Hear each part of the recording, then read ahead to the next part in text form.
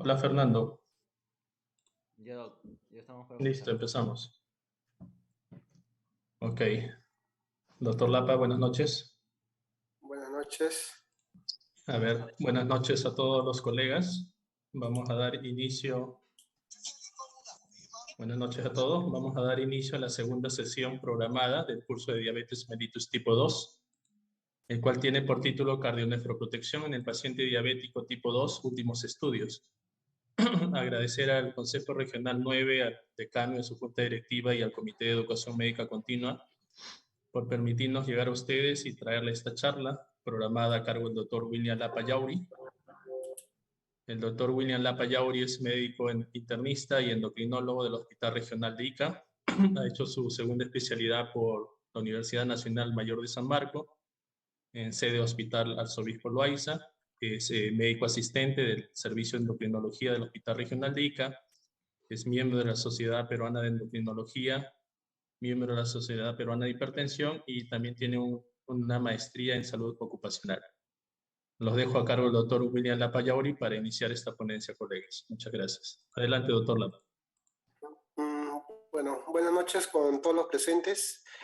En primera instancia, agradecer a la Comisión de Educación Médica Continua del Colegio Médico por invitarme a participar en esta oportunidad, ¿no? Entonces, vamos a comenzar con el tema, ¿no? El tema se titula Cardionefroprotección en el paciente diabético y que hay de último en las últimas evidencias, ¿no? En los últimos estudios.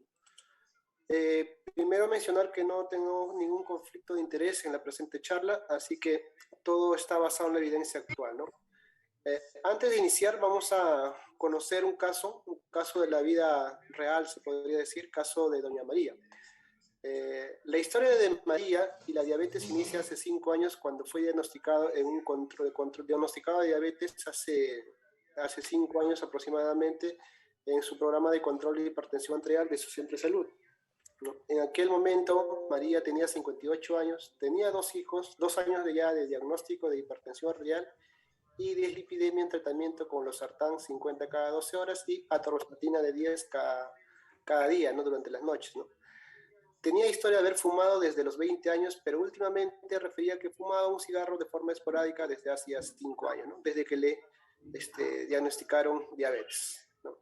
Es ama de casa, madre de 3 hijos, suele caminar los fines de semana, intenta cuidarse con la alimentación, aunque come de todo. Bueno, paciente que trata, pero igual no se cuida. Al momento que se le diagnostica la diabetes, se le halló glucosa de 143, ¿no? No interesa, por lo pronto ahí el verbo. Además, una ligera elevación de transaminasas, una creatinina de 0.9 miligramos por decilitro y una tasa de filtración glomerular estimada en 74 mililitros por minuto, ¿no? Menciona un examen de orina normal, al examen físico la presión de 135 sobre 85, un peso de 76 kilos, un índice de masa corporal de 29 y sin otros hallazgos de relevantes, ¿no?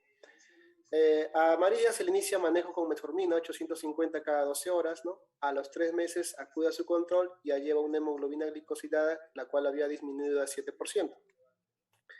Vuelve al control a los 6 meses más tarde con una glucosa en ayunas de 118, no tenía hemoglobina glicosilada y con los mismos valores de presión arterial y de peso, ¿no? En ese entonces se decide continuar con el mismo manejo.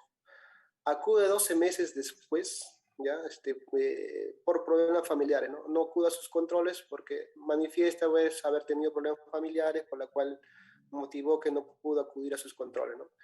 Pero en ese momento ya había subido 5 kilos, ya su índice de masa corporal ya estaba en 30, una presión arterial se encontraba en 135/90 y además la glucosa en ayunas estaba en 156 y una glicosilada en 8%.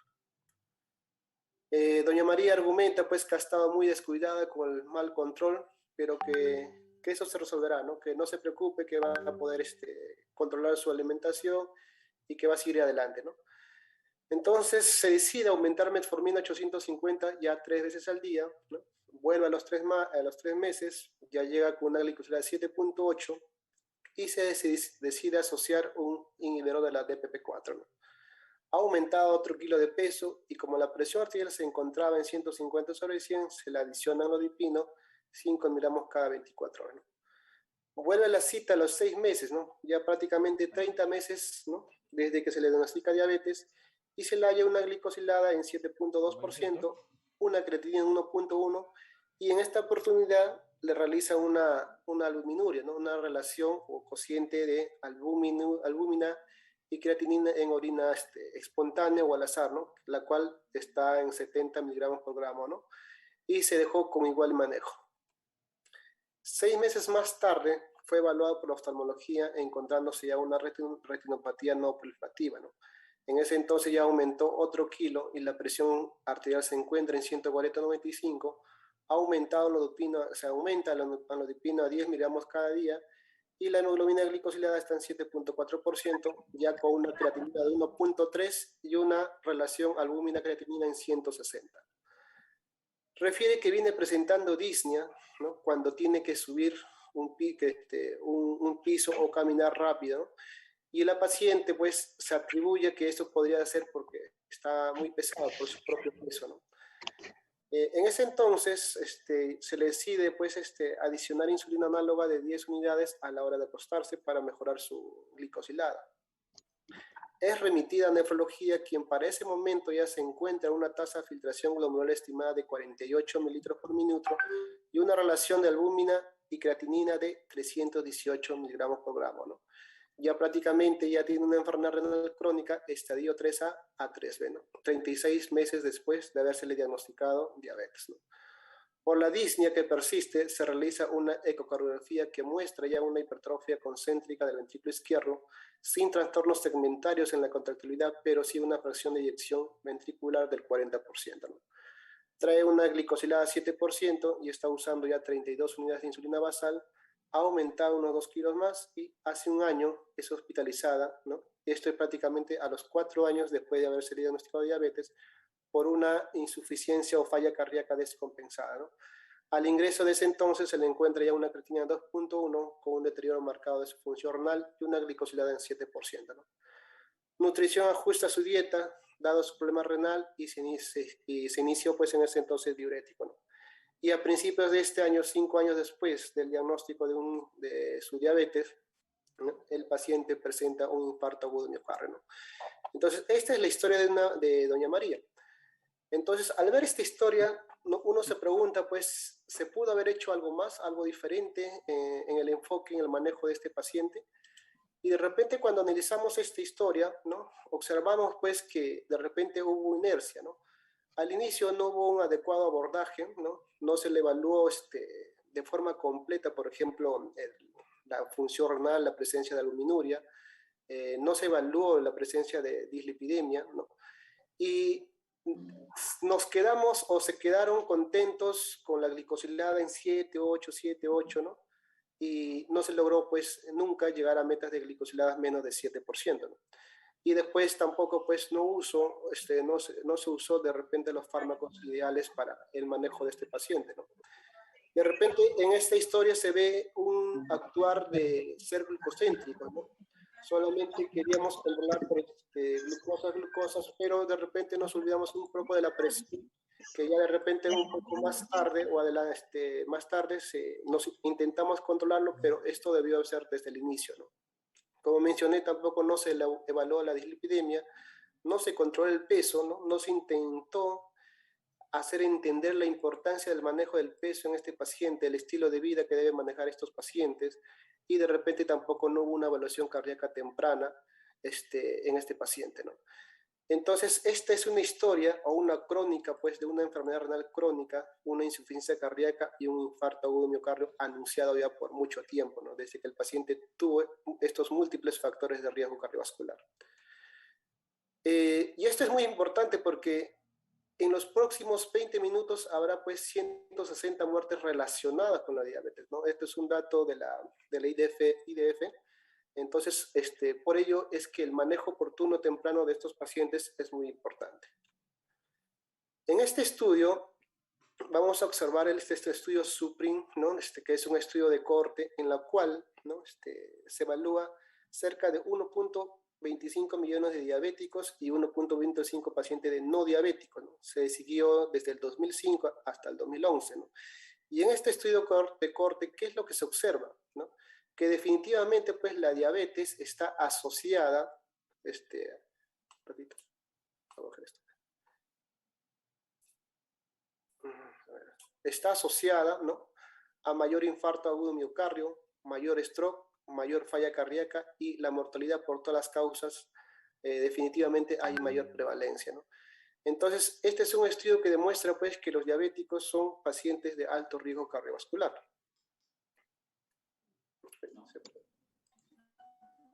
Un ratito. Ya. En este mismo estudio, acá este es el estudio TECOS, es un análisis, ¿no? En la cual se comparó la sitagliptina con un placebo, pero este estudio básicamente es para demostrar la causa de mortalidad en diabéticos, ¿no? En este estudio, por ejemplo, se observaron 1.084 muertes. De estos, el 49% la causa de muerte fue causa cardiovascular, ¿no? De estos, el 27% fue de muerte súbita, un 21% fue de un infarto agudo de miocardio o un SB, ¿no? Y un 12% fue de muerte por falla cardíaca, ¿no?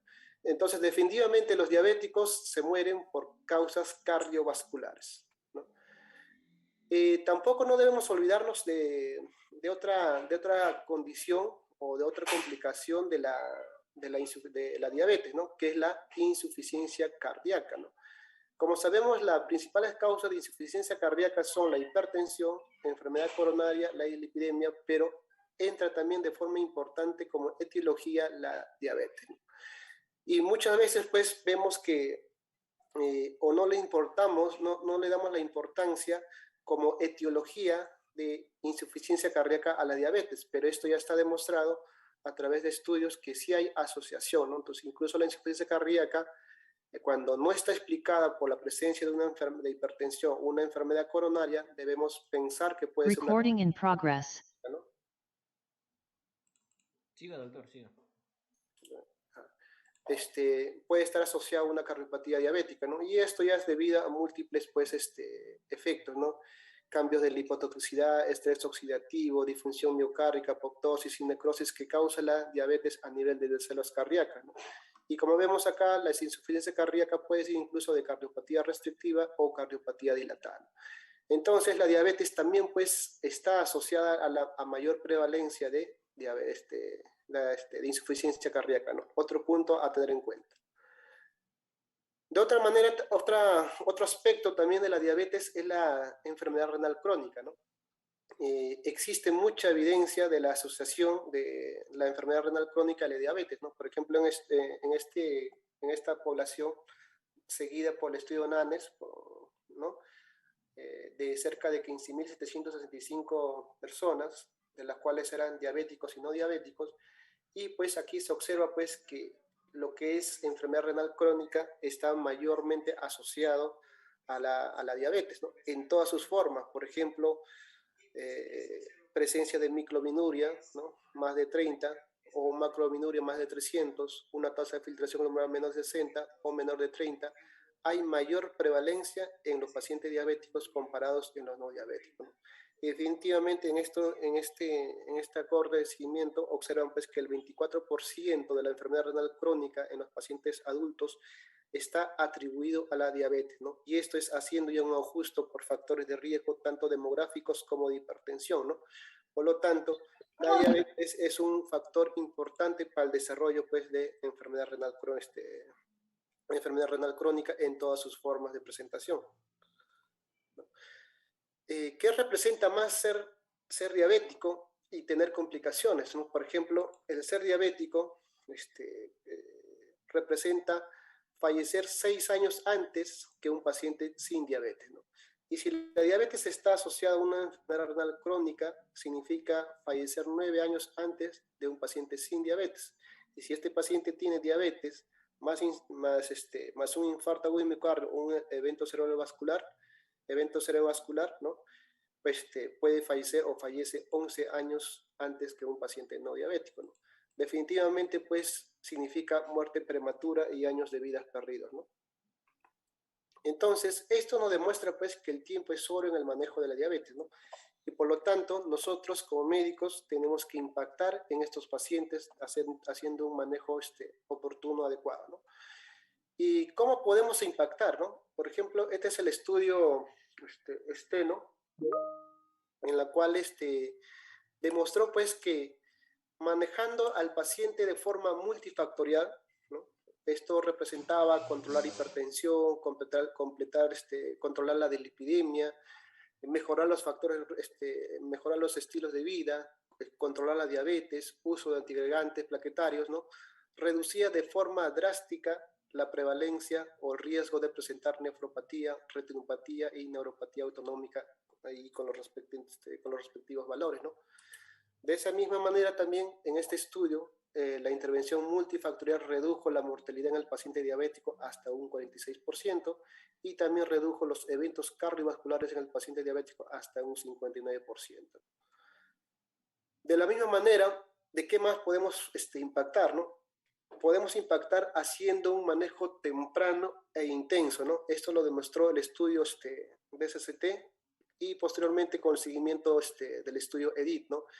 Entonces, acá en el estudio de SCT, lo que se comparó es el tratamiento convencional versus un tratamiento intensivo desde el inicio del manejo, ¿no? Lo cual, cuando se hace un tratamiento intensivo, pues se logra glicosiladas cercanos a 7, y cuando entra tratamiento convencional, glicosiladas entre 8 y 9%, ¿no? Y esto demostró, pues, disminución en las complicaciones tanto micro y macrovasculares, ¿no? Incluso disminución de los eventos cardiovasculares, ¿no? Posteriormente, una vez terminado el estudio de SCT, se hace seguimiento con el estudio de EDIT a estos mismos pacientes, ¿no? Lo cual se hizo de esta manera. Los pacientes que estaban en tratamiento intensivo, por decirlo de otra manera, se desintensificó el tratamiento, y los pacientes que estaban en tratamiento convencional se intensificaron el tratamiento, ¿no? Logrando glicosiladas entre 8%, es decir, glucosas en valores similares, ¿no?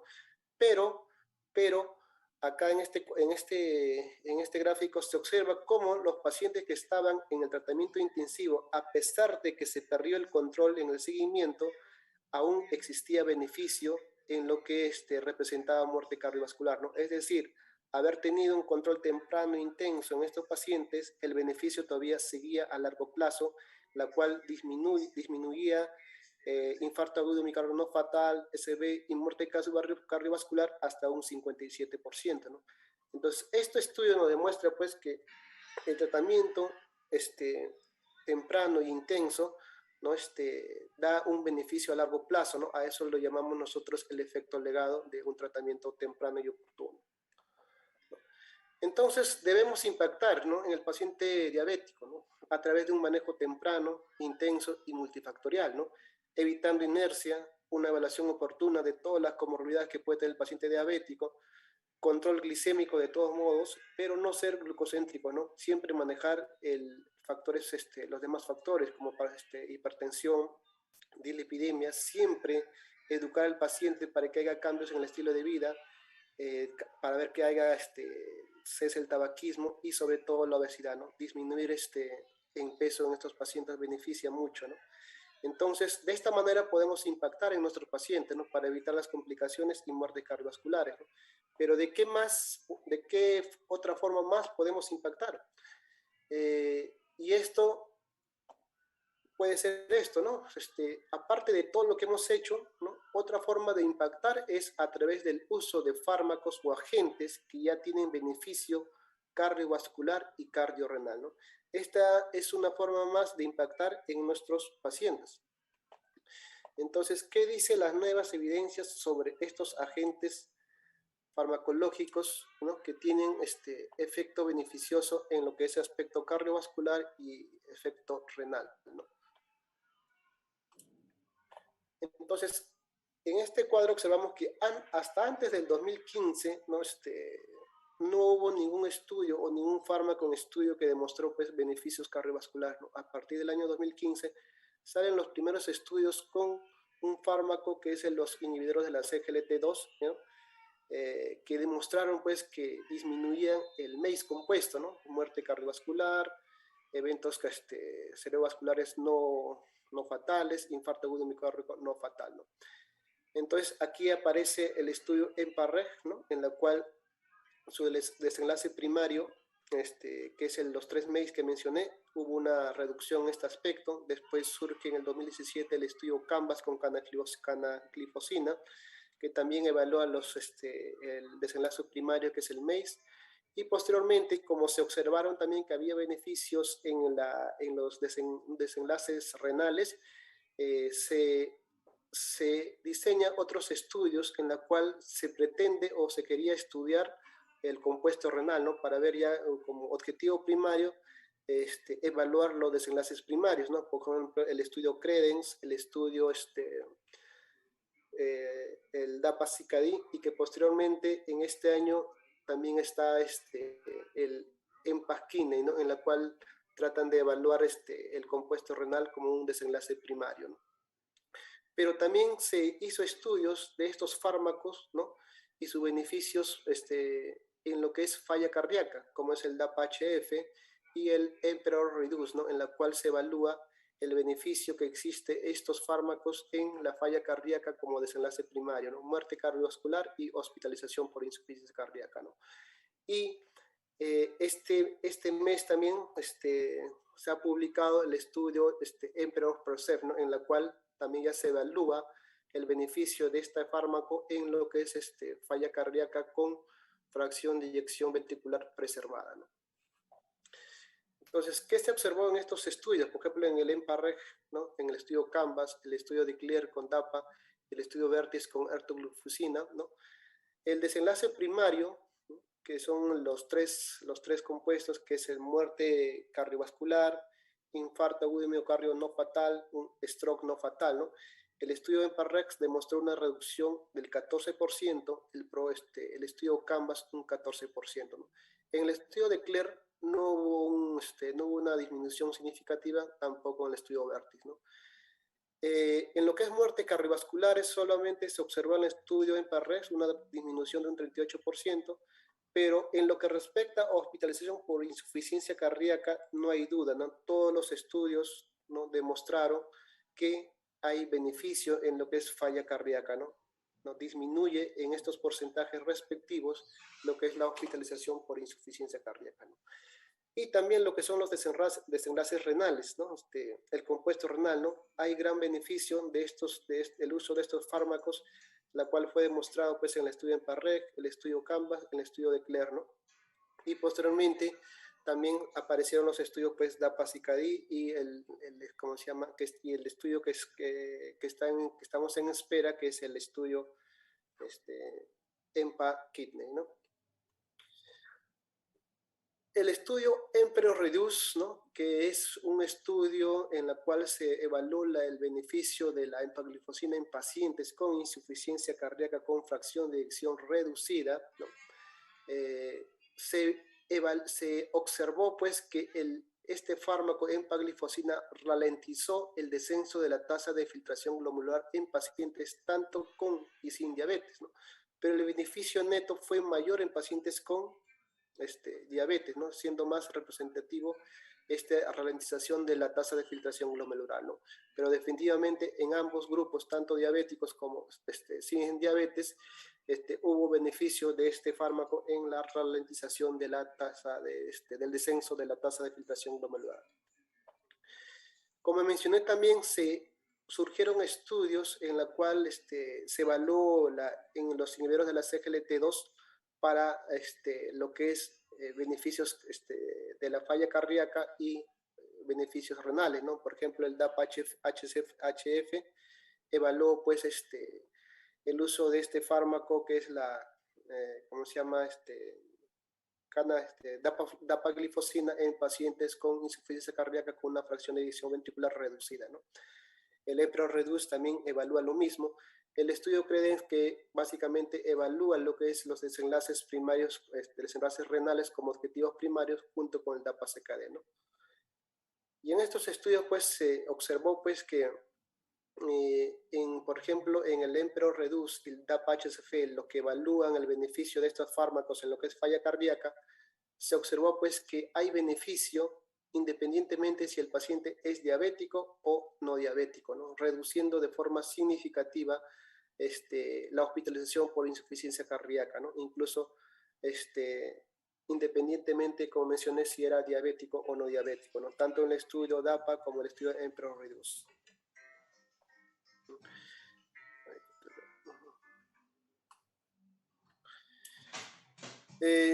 El estudio CREDENS, ¿no? Un estudio diseñado para ver o evaluar los beneficios renales como compuesto primario, ¿no? Este compuesto primario se evaluó como una enfermedad renal terminal, duplicación de la creatinina sérica o muerte por causas renales o muerte cardiovascular, ¿no? La cual se observó que hubo una reducción del 30% de este compuesto, la cual fue de forma significativa, ¿no? Y en los desenlaces secundarios se evaluó lo que es la muerte cardiovascular y hospitalización por insuficiencia cardíaca, en la cual también se observó pues beneficio de forma significativa con una reducción hasta de un 39%. También se evaluaron el MACE, ¿no? Como desenlace secundario, también se observó una disminución del 20%, y hospitalización por insuficiencia cardíaca hubo una reducción de hasta de un 39%, ¿no? Entonces, en este estudio se demuestra pues los beneficios de este fármaco en los factores cardiovasculares. El DAPA-CKD, que es un estudio diseñado también para ver los desenlaces renales como compuesto primario, también observó una reducción significativa de hasta un 39%, y acá se observó también desenlaces secundarios, por ejemplo, como un deceso sostenido de la tasa de filtración glomerular más del 50%, una enfermedad renal terminal o muerte renal, la cual se redujo hasta un 44% de forma significativa, ¿no? Muerte cardiovascular e insuficiencia, hospitalización por insuficiencia cardíaca, también hubo una reducción de hasta un 29%, y mortalidad por todas las causas disminuyó hasta un 39% de forma significativa. El DAPA-CKD demostró pues que la dapaglifosina redujo el riesgo, ¿no? Para los desenlaces del criterio de valoración del compuesto renal como objetivo primario, independientemente del estado de si era diabético o no diabético al inicio del estudio, ¿no? Entonces esto demostró pues que el compuesto renal, los beneficios renales son mayores con el uso de este fármaco, independientemente si el paciente es diabético o no diabético. Y también posteriormente surgen los subanálisis para evaluar la seguridad de este fármaco, sobre todo en los pacientes adultos mayores, ¿no? La cual es una población que nos interesa mucho, porque existe de repente un poco de temor el usar estos fármacos en esta población, ¿no? Pero en este análisis, ¿no? Que evalúa la eficacia y seguridad de la empaglifosina, demostró pues que todos los beneficios en lo que respecta el compuesto, el MACE, muerte cardiovascular, hospitalización por falla cardíaca, muerte cardiovascular y hospitalización por falla cardíaca, mortalidad por todas las causas, hospitalización por todas las causas y empeoramiento de la falla de la nefropatía o la incidencia de nefropatía, hubo una reducción en todos los aspectos, ¿no? Entonces, el beneficio se observa a todas las edades, ¿no? Definitivamente es un fármaco que tiene beneficio independientemente de la edad, ¿no? En este mismo estudio también se evalúa, pues, en este grupo de pacientes, ¿no? Entre de 65 y 75 años y mayores de 75 años, para ver la seguridad evaluando los efectos adversos, ¿no? En la cual pues se evalúa pues lo de siempre, ¿no? La hipoglicemia, las infecciones del tracto urinario, las infecciones genitales, la depresión de volumen, la falla renal aguda, la cetoacidosis diabética, eventos tromboembólicos, fractura de hueso, cáncer, ¿no? Y la cual pues se demuestra que no hay diferencias significativas de acuerdo al grupo etario, ¿no? Por lo cual este fármaco es seguro, ¿no? Lo que sí se observó pues de todos modos es una mayor prevalencia de infecciones geniturinarias como micosis, candidiasis, ¿no? En el grupo de pacientes que utilizan empagliflozina, ¿no? Pero eso se observó en similares frecuencias en todos los grupos etarios, ¿no? Y eso básicamente es por el mismo uso de la empagliflozina, ¿no? Y no es una cosa que dependa mucho de la edad. Entonces, surge también metaanálisis en la cual pues se demuestra que los inhibidores de la CGLT2 son fármacos con beneficio ya comprobado, ¿no? Por ejemplo, este es un metaanálisis en la cual se observa que el compuesto MACE, ¿no? Disminuye hasta un 24%, haciendo un metaanálisis del estudio EMPA-REG, CANVAS y DECLARE, ¿no? Y estas son pacientes ya que tienen una enfermedad cardiovascular establecida, hay un beneficio neto, ¿no? Pero en los pacientes de prevención primaria solamente con factor de riesgo cardiovascular no hubo una reducción significativa del MACE, ¿no? Pero en lo que es prevención secundaria sí definitivamente existe.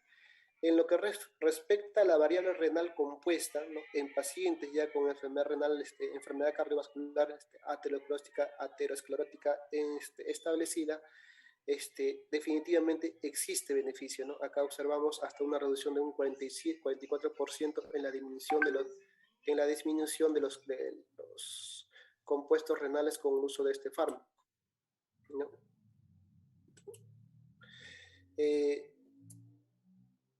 Y en los pacientes de prevención primaria solamente con factor de riesgo, ¿no? En este aspecto sí hubo beneficio, ¿no? Sobre todo demostrado en el estudio de CLER en uso de dapagliflozina, debido a que en este estudio se incluyeron más pacientes sin enfermedad cardiovascular establecida, ¿no? Entonces, este estudio demostró beneficio como prevención primaria, ¿no? La disminución de los compuestos renales con el uso de los inhibidores de la CGLT2, ¿no? Entonces, definitivamente, pues, existe evidencia para el uso de estos fármacos con beneficios tanto a nivel renal, cardiovascular, que pueden ser beneficiosos para el paciente, ¿no?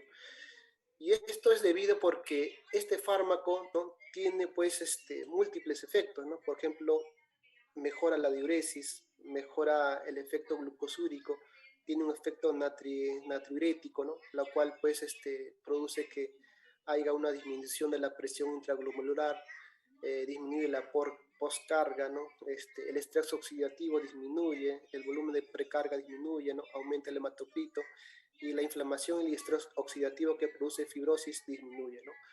Y esto se ve en esto, ¿no? Disminución de la presión arterial, pacientes bajan de peso, mejora la glicosilada, disminuye los eventos cardiovasculares y disminuye la enfermedad renal crónica, ¿no? Posteriormente también existen otros fármacos como son los agonistas de los receptores de GLP-1, ¿no? Por ejemplo, en este estudio, el estudio LEADER, en la cual se comparó el uso de la liraglutida, ¿no? Versus placebo en los pacientes con diabetes tipo 2, ¿no? En la cual pues, se observa que el MACE, ¿no? Como objetivo primario redujo hasta un 13%, ¿no? Esto de forma significativa, ¿no? Y las muertes cardiovasculares también redujo hasta un 22% con el uso de este fármaco, ¿no? La liraglutida.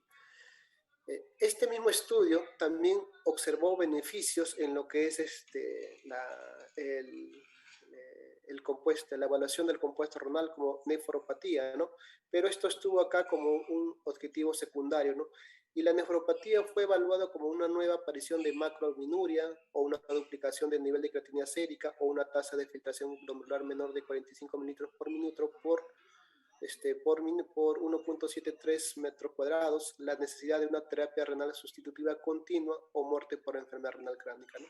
Estas son las formas de evaluar este aspecto que es nefropatía, y en este estudio pues se observó hasta una reducción de hasta un 22% en este compuesto de forma significativa, ¿no? O sea, este fármaco también demostró pues que tiene beneficios en lo que es el aspecto renal en estos pacientes.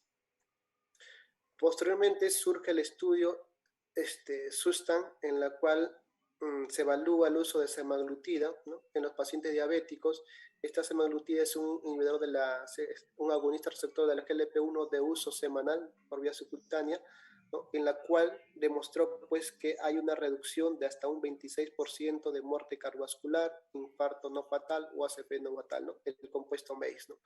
De esta manera también el estudio demostró que se necesita el número necesario a tratar para evitar una muerte cardiovascular, un infarto agudo no fatal, un ACV no fatal, es de 45 con este fármaco, ¿no? También se observó que la semaglutida redujo de forma significativa la glicosilada y el peso corporal. Y también se observó de esta misma manera riesgo de nefropatía nueva o agravamiento de la nefropatía hasta un 36%, ¿no? No se observó beneficios en lo que es la retinopatía, ¿no?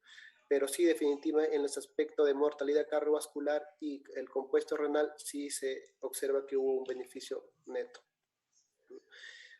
Otro dato llamativo que se observó en este estudio es que este fármaco disminuía también de forma significativa los eventos cerebrovasculares no fatales, ¿no? La cual se observó que se redujo hasta un 39% de forma significativa, ¿no?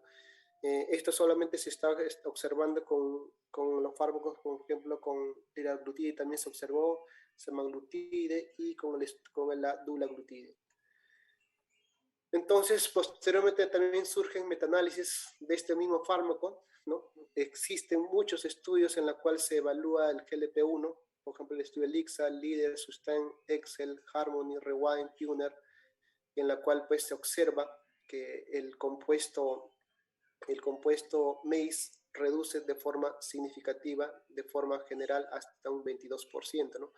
Y se observa pues que el número necesario a tratar con este fármaco para reducir el compuesto MACE es de 75.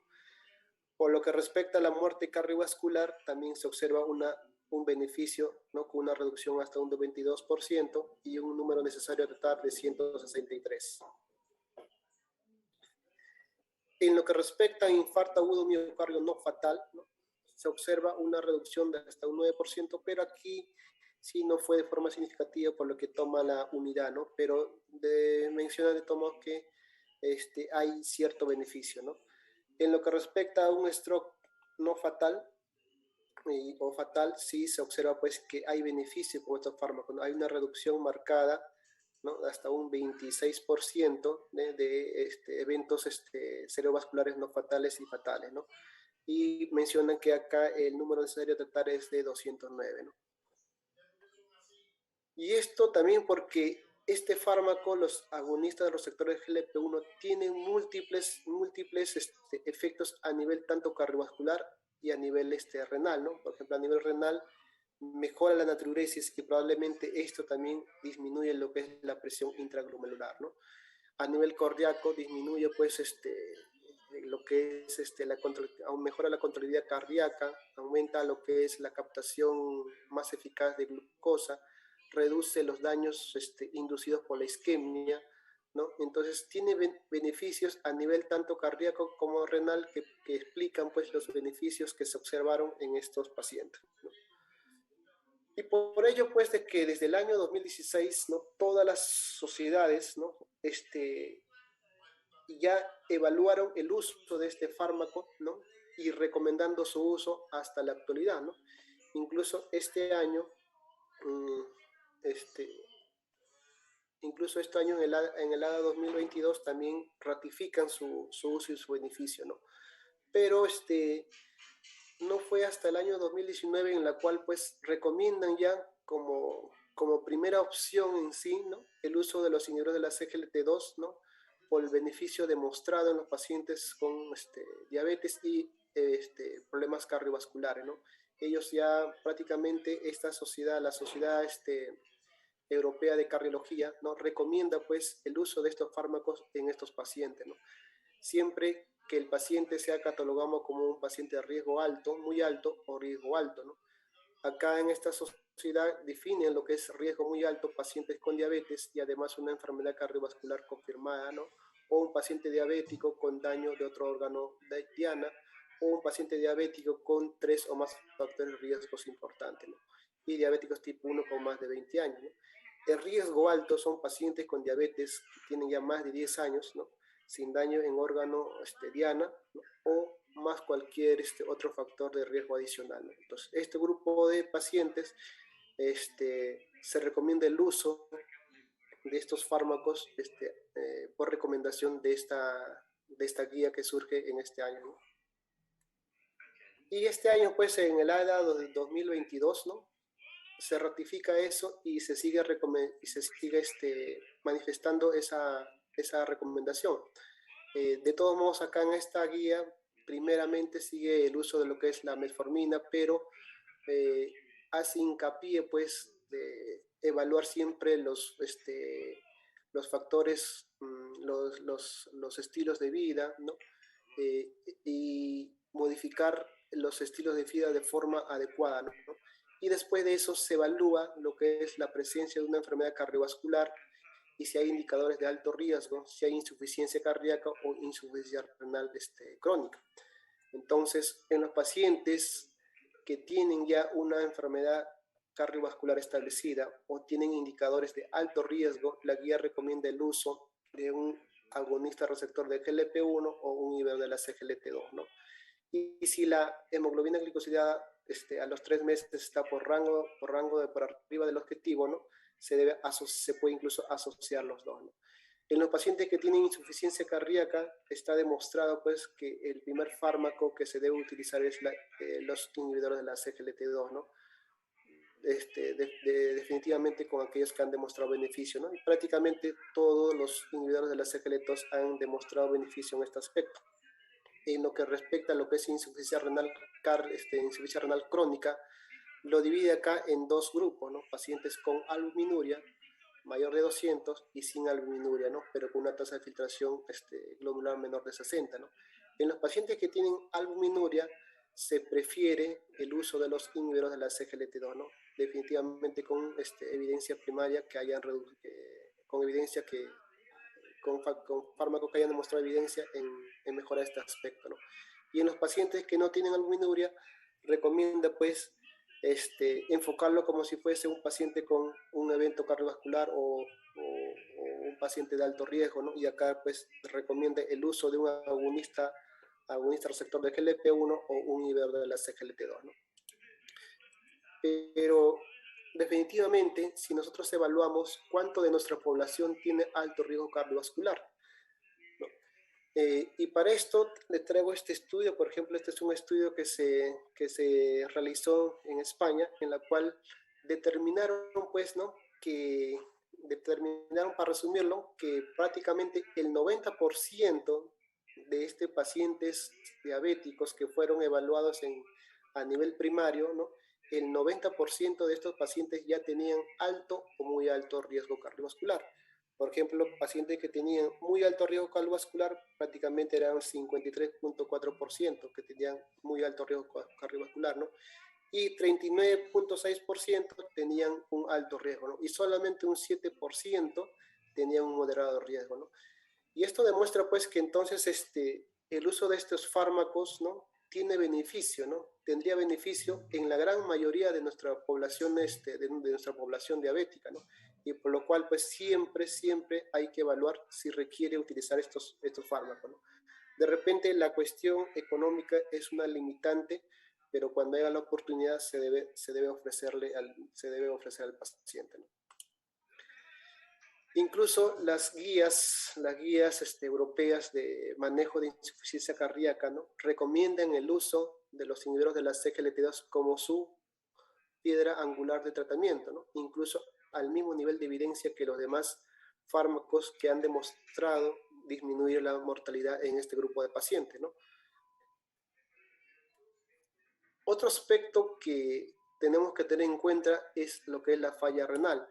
Muchas veces nos han enseñado que la historia natural de la enfermedad renal crónica, de la enfermedad renal diabética, es la primera fase es la hiperfiltración, posteriormente la microalbuminuria, posteriormente la proteinuria masiva y después disminución de la tasa de filtración glomerular y posteriormente lo que es la enfermedad renal crónica terminal, ¿no?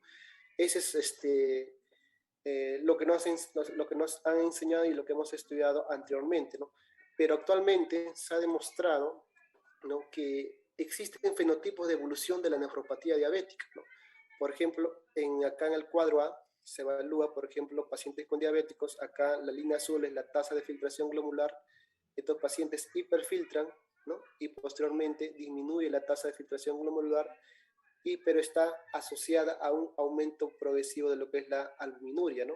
Este es lo clásico, ¿no? Este es lo clásico, la clásica evolución natural de una nefropatía diabética, ¿no? Pero existen también otros fenotipos, por ejemplo, pacientes diabéticos y hipertensos, ¿no? En la cual la tasa de filtración glomerular desciende, pero sin albuminuria, ¿no? Este es el fenotipo no albuminúrico, ¿no? Y existe un tercer fenotipo en la cual se observa en pacientes con diabetes, obesidad y hipertensión, ¿no? Estos pacientes tienen una fase de hiperfiltración y posteriormente la tasa de filtración glomerular cae drásticamente de forma temprana, ¿no? Y esto es lo más probable lo que haya pasado en nuestro paciente, doña María, ¿no? Que en menos de 5 años la tasa de filtración glomerular bajó de forma brusca, ¿no? Digamos, ¿no? De forma rápida, ¿no? Asociada con un aumento progresivo de la microalbuminuria, ¿no? Entonces, actualmente, pues, existen estos tres fenotipos de evolución de la nefropatía diabética. Ya no es la clásica que conocíamos anteriormente, por lo cual tenemos que tener siempre en cuenta, pues, la presencia de albuminuria como un factor de riesgo que puede empeorar la insuficiencia renal, ¿no? Y las guías, por ejemplo, como la guía del CADIGO de este año del 2022, ¿no? Recomienda incluso el uso de los inhibidores de la CLGT, inhibidores de la CGLT2, incluso con una tasa de filtración glomerular mayor o igual a 20, ¿no? Entonces, incluso ya esta guía recomienda, pues, con una tasa de filtración glomerular menores a 30, ¿no? Pero de todos modos sigue recomendando lo que es la terapia o los cambios en el estilo de vida, la metformina asociada a un inhibidor de la CGLT2, ¿no? Como vemos acá, incluso solamente no se debe iniciar si tiene una tasa de filtración glomerular menos de 20 o está en diálisis, ¿no? Y de la metformina, pues ya las recomendaciones ya conocidas, cuando tiene una tasa de filtración menor de 45, reducir la dosis y discontinuar cuando tiene menor de 30 y tampoco en la diálisis se debe usar, ¿no? Y posteriormente, si es que con estos fármacos no se logra la meta, el siguiente fármaco que se debe asociar para mejorar el compuesto renal o el daño renal es los agonistas de los receptores del GLP-1, ¿no? Definitivamente que también hayan demostrado beneficios renales. ¿Y qué hay de nuevos estudios actualmente, ¿no? Por ejemplo, este mes se publicó, ¿no? El estudio EMPAG-HF, ¿no? El uso de empaglifosina en pacientes con falla cardíaca aguda o una falla cardíaca con una descompensación aguda, ¿no? Este estudio comparó el uso de empaglifosina a dosis de 25 miligramos iniciado de forma temprana durante 5 días en la fase aguda de una insuficiencia cardíaca, ¿no? Comparado con placebo asociado al tratamiento estándar de lo que es la falla cardíaca, ¿no? Y acá se observó que el uso del fármaco de empaglifosina mejoró lo que es el volumen urinario de forma acumulada, disminuyó los valores de pro-BNP de forma más significativa, y la eficacia diurética fue mayor con el uso de empaglifosina, ¿no? Esto evaluada la cantidad de orina, ¿cómo se llama? Lograda por cada miligramo de furosemida usada, ¿no? Pero hubo beneficios en la diuresis, en la disminución del pro-BNP y el volumen urinario acumulativo, ¿no? Pero lo más importante es esto, ¿no? Que la tasa de filtración glomerular, ¿no? Que es lo que nos preocupaba mucho, si que en la fase aguda podría empeorar una falla renal, la falla renal podría desencadenar una insuficiencia renal aguda o empeorar lo que es la enfermedad renal crónica. Se observó, pues, que el uso de empaglifosina, ¿no? Mantiene la tasa de filtración glomerular, como vemos, ¿no? Incluso al alta como que se iguala, pero posteriormente al evaluar el día 30, ¿no? Hay una recuperación marcada en lo que es la tasa de filtración glomerular comparada con el placebo, ¿no? Y el otro estudio, pues, la empaglifosina, ¿no? en los pacientes que tienen falla cardíaca, pero con fracción de eyección ventricular preservada, ¿no? El Emperor Reduce demostró que hay beneficio. Este es el Emperor Preserve, en la cual pues se observan los mismos beneficios en lo que es el compuesto MACE, ¿no? Tanto en pacientes diabéticos como no diabéticos, ¿no? Existe un beneficio en el compuesto MACE en este grupo de pacientes con falla cardíaca con fracción de eyección ventricular preservada, ¿no? De la misma manera también se observa pues beneficio en lo que es hospitalización por falla cardíaca, ¿no? Y también en pacientes diabéticos y no diabéticos, ¿no? En este cuadro se evalúa la frecuencia o la primera hospitalización o hospitalización recurrente por falla cardíaca comparando empagliflozina con placebo, y la cual pues hay beneficio en pacientes con diabetes y sin diabetes, ¿no? Definitivamente existe beneficio en pacientes con falla cardíaca de eyección ventricular preservada y reducida.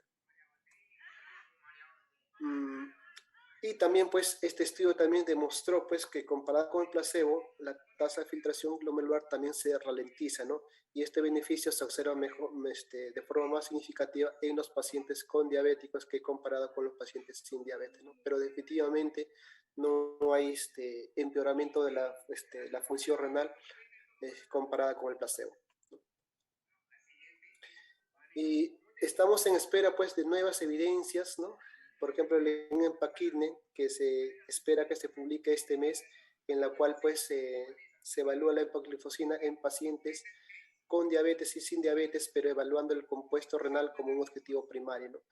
Y el estudio FLOW, que está evaluando la semaglutide, ¿no? Pero como objetivo primario es el evaluar el compuesto renal, ¿no? Y solamente en pacientes diabéticos tipo 2, ¿no? Que es el uso de semaglutida, ¿no? Que esto estará pues para el 2024 posteriormente, ¿no?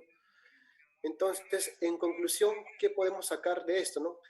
Que todos los pacientes con diabetes tipo 2 tienen un mayor riesgo de desarrollar complicaciones definitivamente, ¿no? Tienen mayor riesgo de eventos cardiovasculares, de falla cardíaca, de infarto, de falla renal, etcétera, ¿no? Por lo tanto, la atención de estos pacientes diabéticos requiere pues un abordaje temprano, ¿no?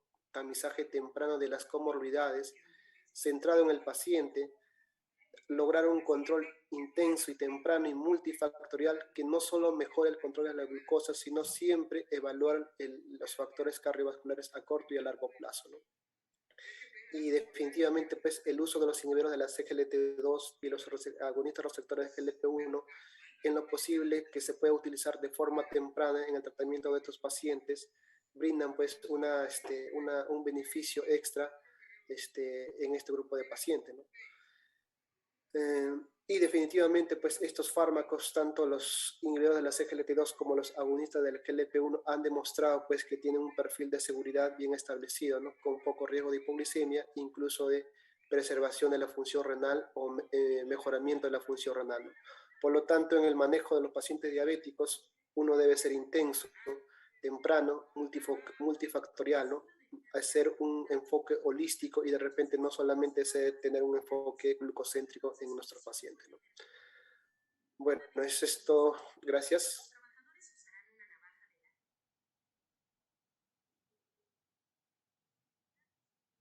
Hola.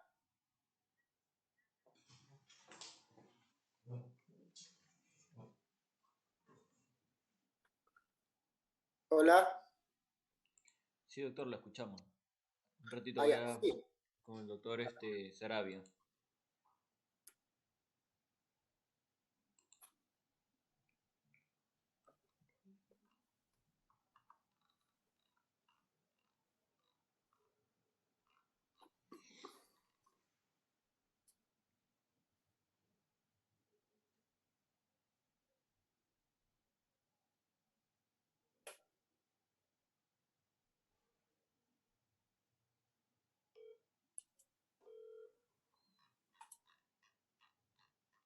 Fernando, activa mi micro, no puedo activar. ¿Dónde está usted? A ver, un ratito.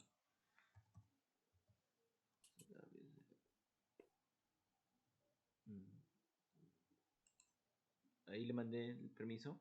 ¿Puedo activarlo? ¿Está ahí muted o aún mate? Ya, listo. Gracias. Gracias, doctor Lapa. Muchas gracias por su ponencia y gracias por toda la información que nos ha podido brindar. ¿Me escucha? Sí, sí, él escucho.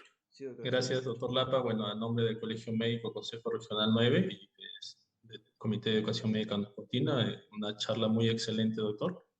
Acá tenemos unas preguntas, doctor Lapa. Un momento, por A ver. favor.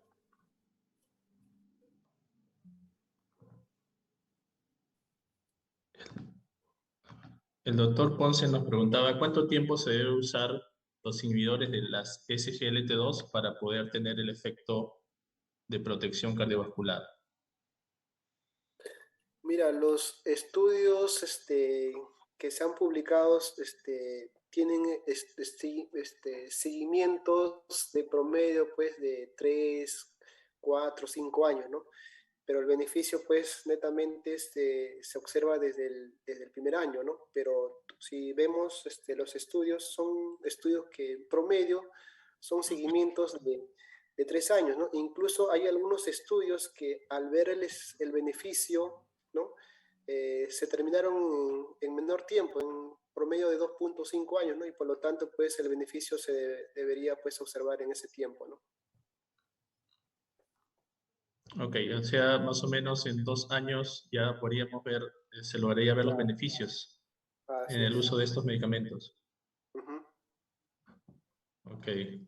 Acá hay otra pregunta. Nos dicen, ¿en cuánto tiempo se debe usar la semaglutida para observar la mejoría de la función renal en los pacientes diabéticos?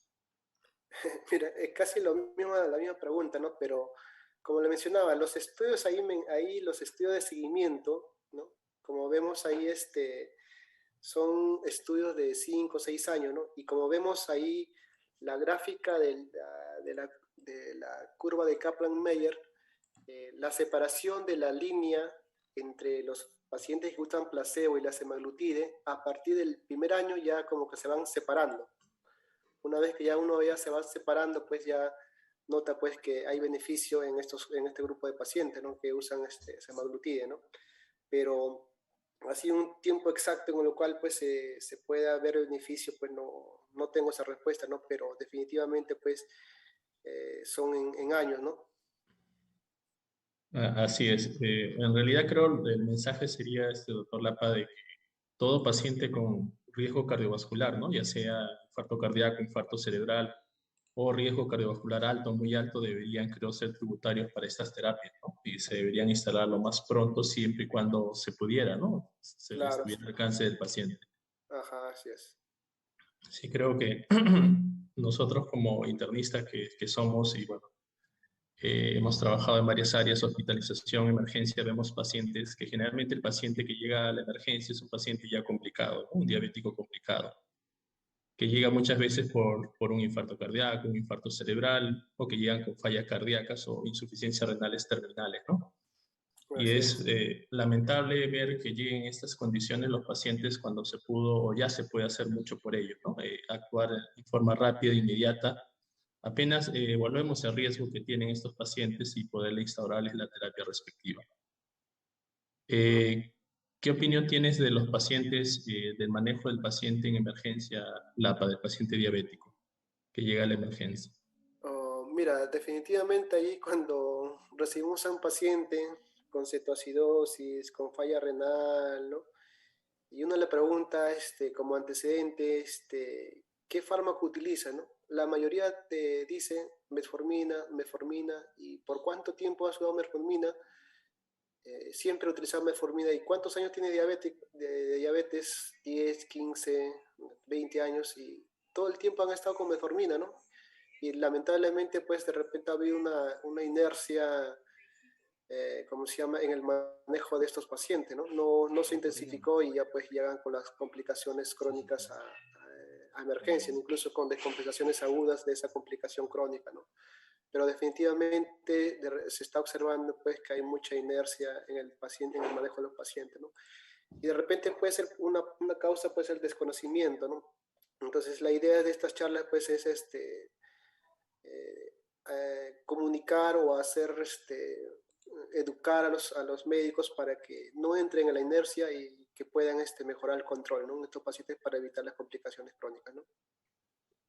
Así es, en realidad un gran factor creo que vemos es justamente el retardo en el inicio del tratamiento, ¿no? Más adecuado para los pacientes, ya sea terapias combinadas, insulinoterapias o medicamentos que dan cardionefroprotección. Y creo que esa es una responsabilidad que tenemos, el mejorar la educación y mejorar lo que es el conocimiento del personal médico para evitar la inercia terapéutica, ¿no? Ujú. Así es. Colegas, ¿alguien quisiera hacer una pregunta al doctor Lapa? A ver, acá tengo una pregunta, William. Dice, ¿cuál sería la estrategia para la adherencia de los pacientes en el uso del inhibidor SGLT2 teniendo el costo? ¿Y cuál sería una alternativa a esta? Sí, definitivamente el costo va a ser una limitante siempre en nuestro sistema de salud, ¿no? Tanto los seguros de nuestro sistema de salud al momento pues no cuentan con este fármaco, ¿no? Pero ya en algunos hospitales de Lima ya estos fármacos están entrando como petitorios del sistema de salud, ¿no? Por lo tanto, de repente hacer lo mismo acá en nuestra población, en nuestros hospitales, ¿no? Pero la idea es que en lo posible que un paciente de repente pueda adquirir económicamente el fármaco es explicarle los beneficios, no siempre ofrecerles, ¿no? No siempre asumir que no pueden, ¿no? Que no pueden costearlo, ¿no? Un gran porcentaje obviamente no lo va a poder, pero otro porcentaje sí lo va a poder costear y definitivamente pues estamos ganando ahí beneficios extras que solamente controlar diabetes en nuestro paciente, ¿no? Pero una estrategia sería pues tratar de que este fármaco entre pues a nuestro sistema a nuestros hospitales, ¿no? Para poder brindar a los pacientes, ¿no?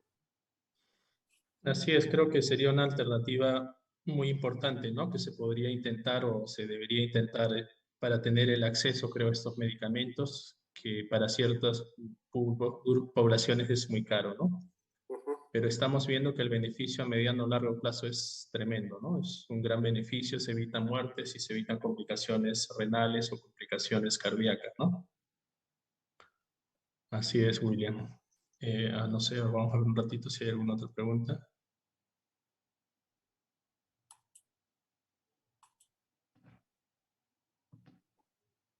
No hay, no tenemos por el momento. William, Aló.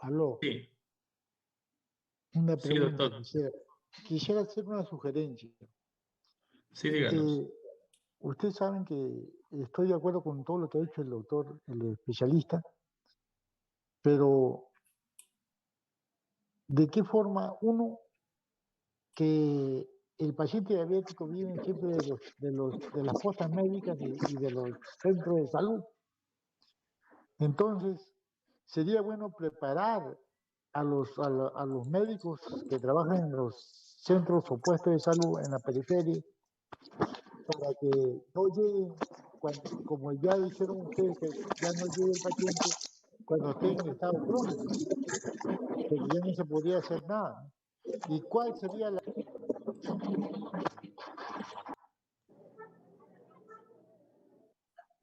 No se escucha.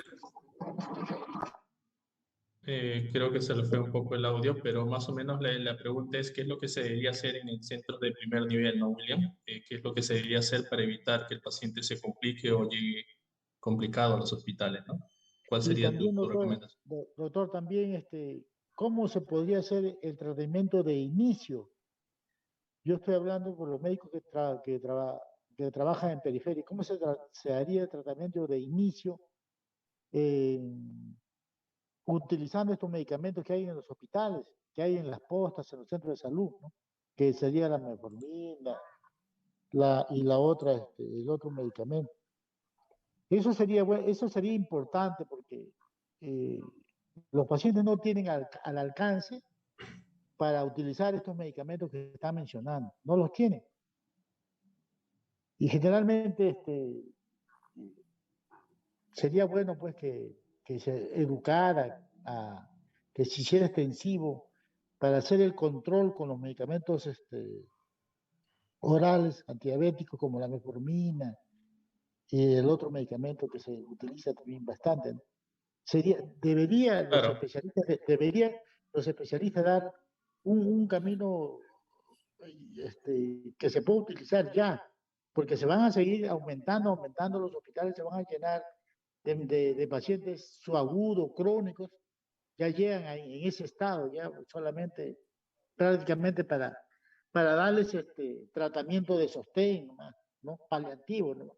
Cuando ya no se puede hacer nada, cuando ya están en insuficiencia respiratoria, con pie diabético, etcétera, etcétera. Pero debería haber una fórmula.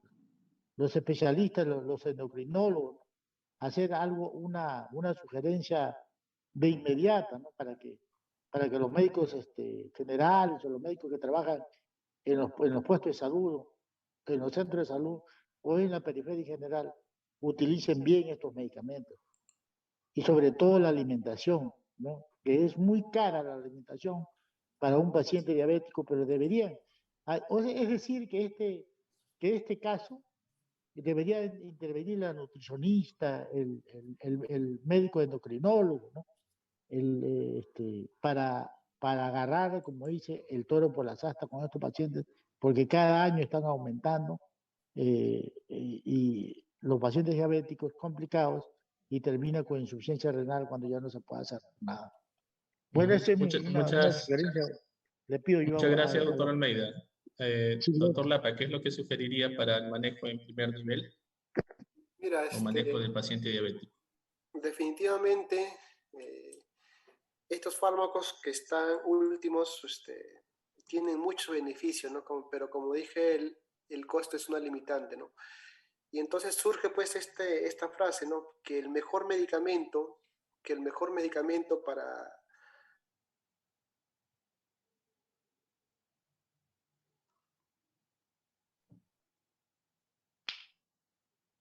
Hola, William.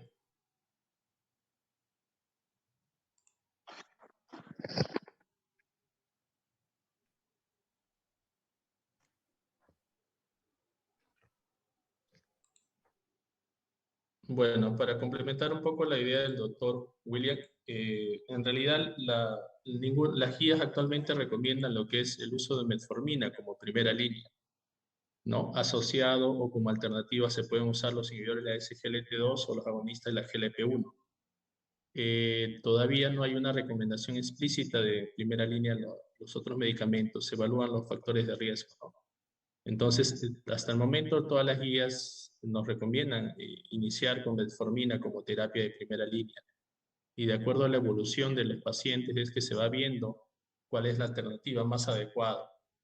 Ahora, el manejo de la diabetes no solamente es glucocéntrico, ¿no? No solamente hay que controlar la glucosa, que es lo ideal, sino hay que controlar la presión arterial, hay que controlar el perfil lipídico y hay que evaluar el factor de riesgo cardiovascular de estos pacientes.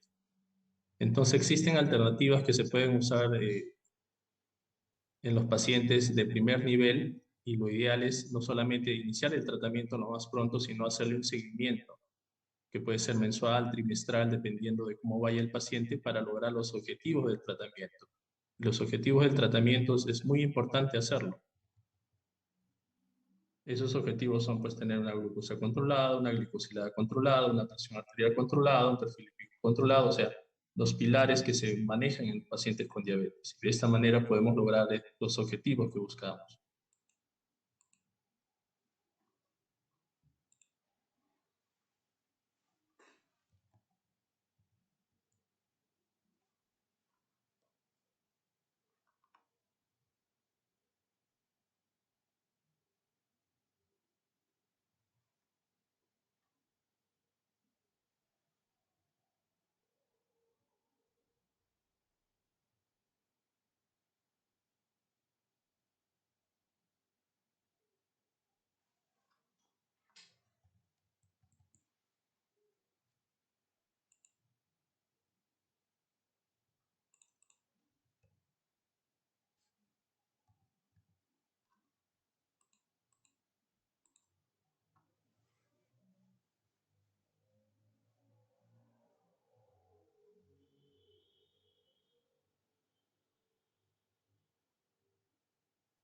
Bueno, colegas, ha habido un problema con la conexión del doctor Lapa. Si hubiera alguna otra pregunta, para poder ir terminando.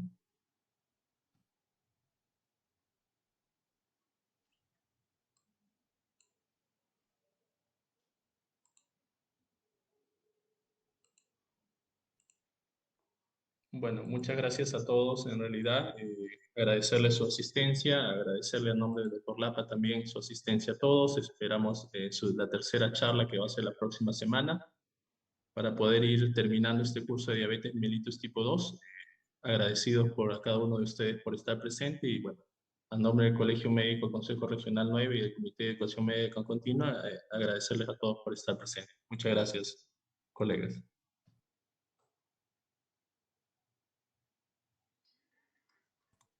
Gracias.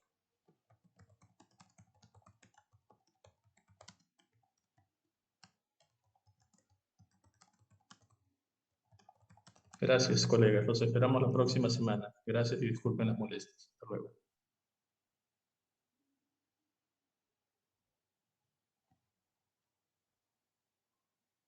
Gracias.